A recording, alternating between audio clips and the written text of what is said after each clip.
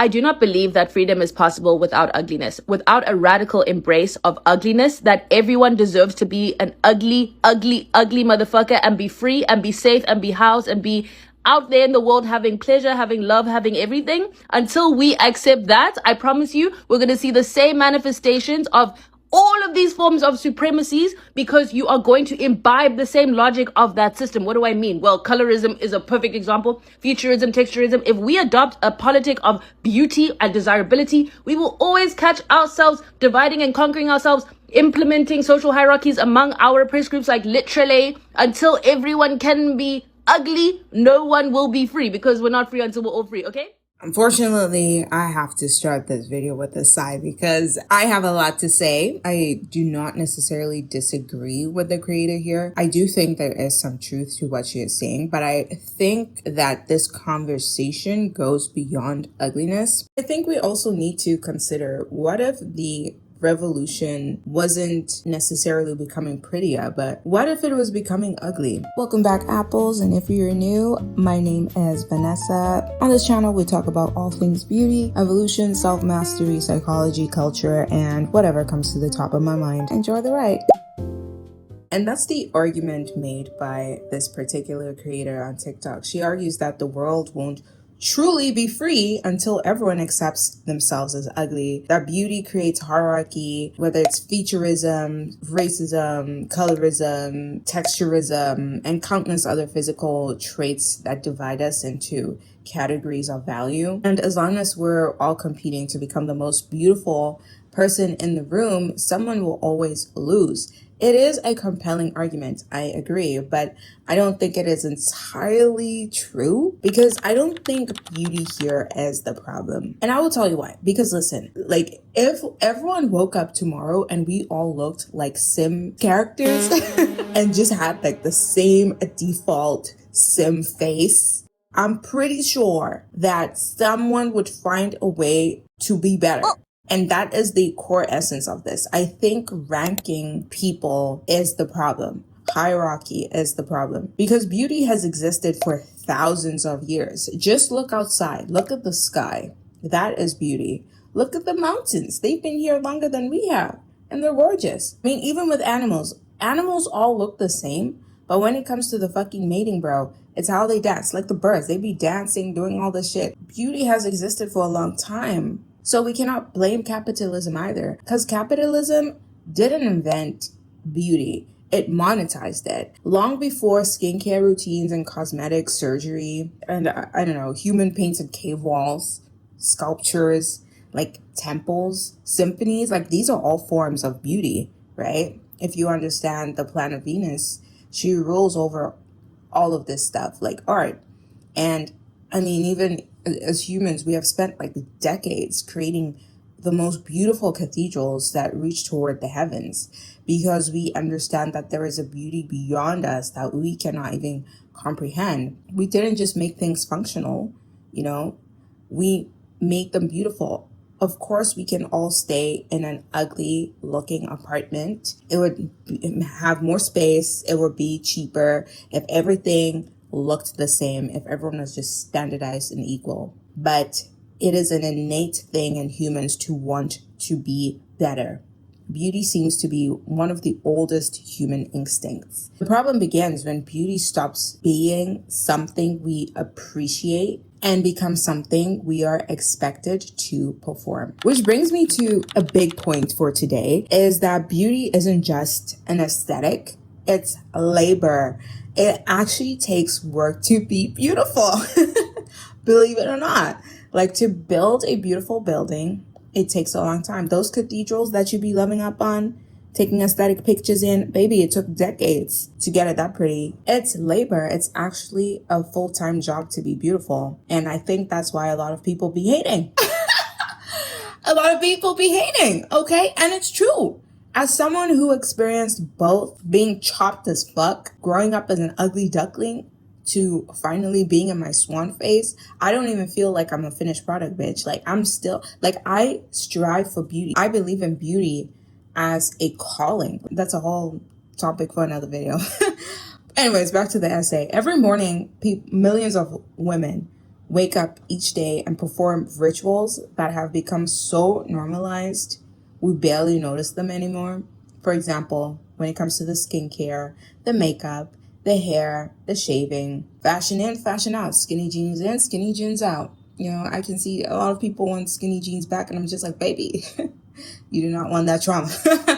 You do not want that trauma, okay? And this endless obsession of looking effortless, you know, looking hot. Like, people just want to be hot, you know, want to be attractive, want to be picked. And, you know, some of these rituals are genuinely like joyful. Like, for me personally, I love fashion. Then there's like some people that are creative. When it comes to all these things related to beauty and beauty ritual, you know, some people genuinely enjoy them. Some people genuinely love them. Like Cleopatra, she did it not because some fucking TikToker was telling her that she needs to do it, but because she understood, like, beauty is a weapon, beauty is a gun. But there's a difference between choosing beauty and feeling obligated to earn your humanity through it. And as someone who's been on both sides of the spectrum from being absolutely ignored by society when I was over 300 pounds, no person is ugly. There is beautiful and then there is underdeveloped, okay? That's what I'm going to say. I truly believe that there is beautiful and underdeveloped, because every person, if they tried a little hard, would be beautiful. I'm telling you, every fucking person, I swear to you, every fucking person is beautiful. I truly believe so. Because I can tell you right now, you have probably had a crush on someone who is unconventional, who is not that good looking. Do not lie to me, Bella. I know you have. James, I know you have. Okay, I know you have a crush on someone who's not even fine shit. Okay, so don't lie to me. Okay, the problem here is a person doesn't actually have to be ugly to be treated like they are. And I'll speak from a woman's perspective here because I'm a woman and that's all I know. Anyways, sometimes all a woman has to do is to stop trying. Like, sometimes all a woman has to do is to stop trying. For example, when I stopped trying, when I gained 100 plus pounds and was over 330 pounds, bitch. Yeah, that instantly outside the boundaries of what society deems as acceptable. And in today's world, the boundaries are even smaller than they were years ago. Suddenly, people do not describe you simply as someone making a different choice. You are called lazy, sloppy. You are outside the boundaries of what is deemed acceptable within society. You are ugly. Okay. And that's why I say that beauty is a double-edged sword, because yes, it's labor, but also if you don't put in the work, there's also the shadow side to it, where if you do not perform, if you don't feel obligated to participate, then you are left out of the human experience.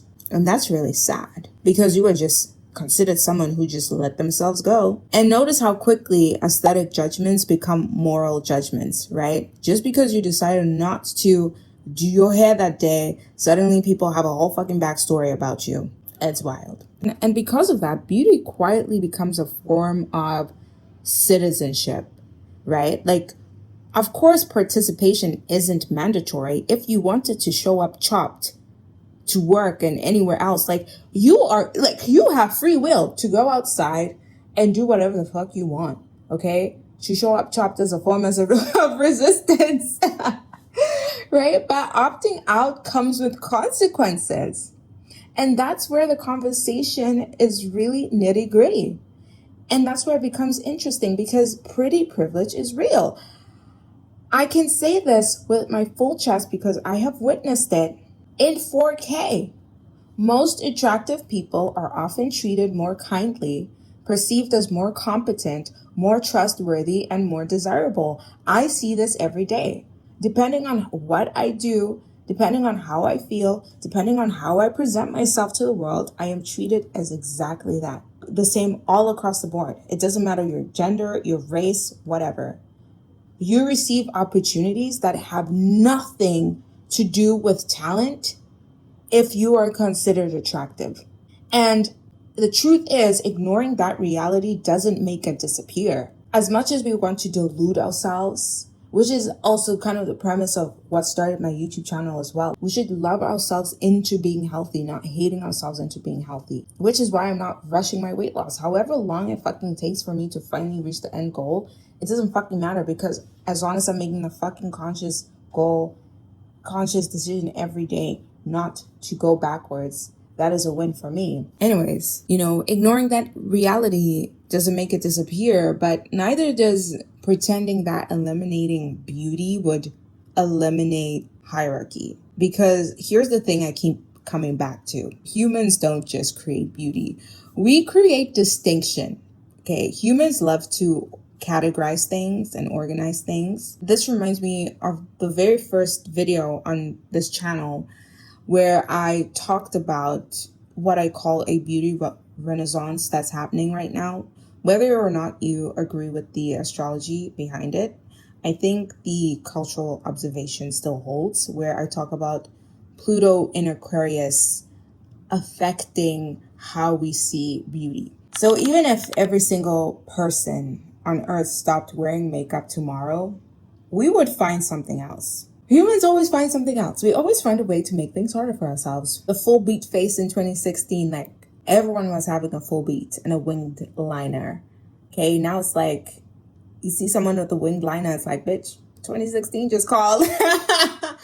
People are more focused on other things now, especially as we move deeper into the age of Aquarius. We are becoming more obsessed with athleticism and perfectionism. And also, there is also another branch that is opening where being different is very much in style right now. Being weird, okay, having a unique beauty, I think will be something that prospers in the near future, and as well as having taste, because a lot of people are tasteless, unfortunately. When you're constantly following trends, you do not develop taste, which again affects your status and whatsoever.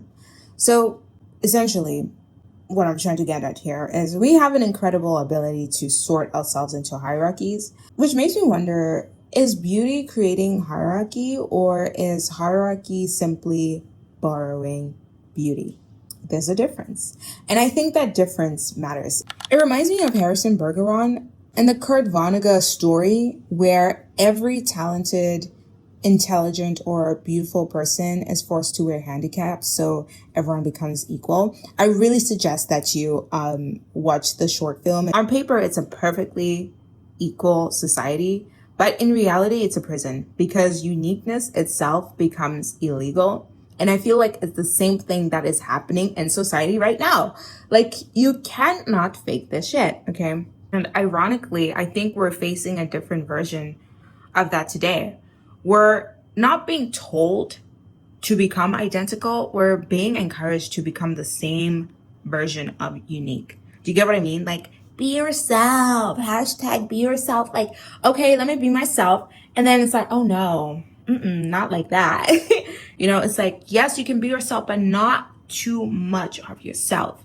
You can be different within, again, the boundaries, the acceptable boundaries. Yes, love yourself, but you can't love yourself if you have XYZ, only certain people. How are we supposed to be authentic and remain attractive? You know what I mean? It's like, I recently saw a post by Lala Pons, and I think what I love about her is how authentic to herself she is and how truthful she was to herself. She was like, yes, I'm funny, I'm talented and everything, but let's be fucking honest, if I didn't get that fucking nose job, I wouldn't be as far as I am today. And that's just the honest truth. It is a very strange contradiction, and I think that's why we're seeing two completely different movements emerging at the same time. I'm under Pluto in Aquarius, because on one side, there's the looksmaxxing, the cosmetics procedures, and and all the crap. And then on the other hand, there's like people deleting beauty filters, going barefaced, choosing comfort over performance, and just opting out of the beauty Olympics altogether. Not because beauty is disappearing, but because our relationship to beauty is splitting into two different philosophies. And personally, I don't think the opposite of beauty is ugliness, I think the opposite of beauty is obligation. Because the minute you start to feel obligated to something, it's no longer fun. You know, I don't think beauty is meant to be a cage. I think beauty is meant to be a form of self-expression. But the minute we start to think of compulsory beauty and being obligated to be beautiful, then it starts to be a cage. It's like, fuck, can't I go a day without wearing makeup? You know, can't I go a day without having to look put together? Because the moment beauty becomes something you owe the world, it stops being beautiful. So I guess to go back to the original question, is choosing ugliness a form of resistance? Maybe, but I don't think the real rebellion is becoming ugly. I think the real rebellion is refusing to let your appearance become your life's full-time job. Because whether you decide to wear makeup every day or never wear it at all, the goal shouldn't be to prove a political point or to prove your worth or to earn humanity in society based on how you look. The goal should be freedom, and in that freedom to decorate yourself and the freedom not to, you know, the freedom to chase beauty and the freedom to ignore it, not to be obligated to participate in it or else you're left behind. And I think maybe that's the world that we're trying to build, where our worth is not tied to beauty, where our humanity is not tied to beauty, but not necessarily one without beauty.